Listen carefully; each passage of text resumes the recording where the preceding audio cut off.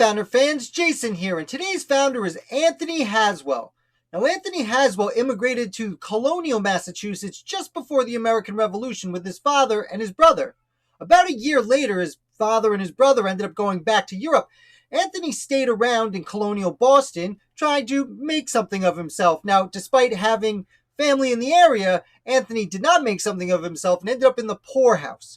And what the government often did at this point when there was a child in the poorhouse is they would indenture them to some business owner in town. And Anthony was indentured to Isaiah Thomas, who was a radical printer in revolutionary Boston, who himself would serve in the Continental Army for a time. Now, Isaiah took Anthony Haswell under his wing, and Haswell was fortunate for this because he would end up working for this printer and learn the trade of printing, and eventually bought his freedom before his time of service was even up. That doesn't mean his relationship with Thomas stopped. They would actually work together on and off for the next several years, and Haswell learned the trade of printing, which became his career and occupation. Haswell would have several different partners throughout his early life, and moved to Connecticut for a time, other parts of Massachusetts for a time, but ended up moving to Burlington, Vermont. And this is where he would set up a printing press and establish himself as one of the premier printers in Vermont and arguably the young United States. It also sounds like Haswell did serve in the Continental Army, but there is no record of his service, so that claim is dubious, despite a lot of signs pointing to him having been in the Continental Army for at least a brief period of time. Now, Haswell is actually named as Postmaster General for the state of Vermont, or independent nation of Vermont, according to the people of Vermont at the time. And he continues in this position for several years, all the while growing his printing business and printing many things. Notably, he was the first person to print Ethan Allen's book, which was called Reason, the Only Oracle of Man, which really heavily criticized the idea of believing in God. And it did not go well for Ethan Allen, although it went pretty well for Haswell, who sold a lot of the books without really getting in trouble because he didn't write it. Now, he would end up getting in trouble for things he didn't write because as his company grew, he started associating with the Democratic Republican Party as George Washington became president and the Constitution was ratified and such.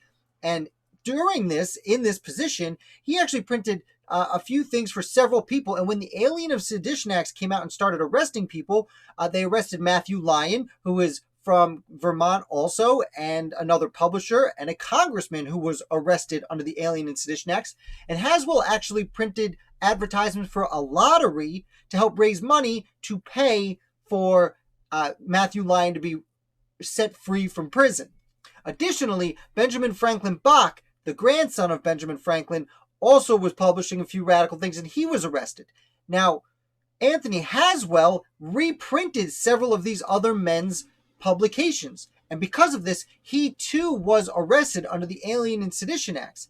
And this is notable because later Supreme Court cases would even rely on this argument because he didn't actually write any of the things he was being arrested for. He was simply printing it. It was someone else's sedition he was just the mouthpiece for. At least that was his argument.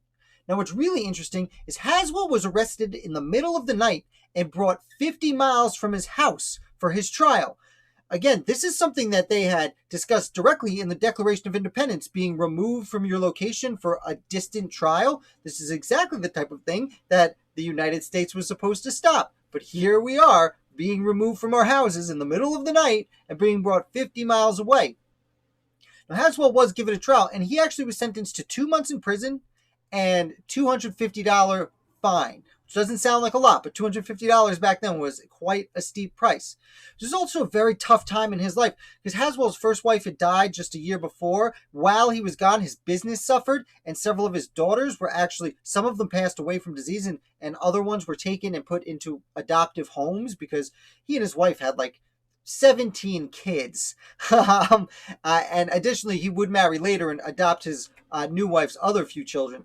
But he had a lot of kids in his life. But because of this hard times when he left his business, price changing and things like that, he almost went broke. Fortunately, he did get out of jail. Legend has it that the city of Burlington waited a few extra days to celebrate 4th of July until Haswell returned, because his city was very much in favor of many of the Democratic Republican things he was publishing about at the time.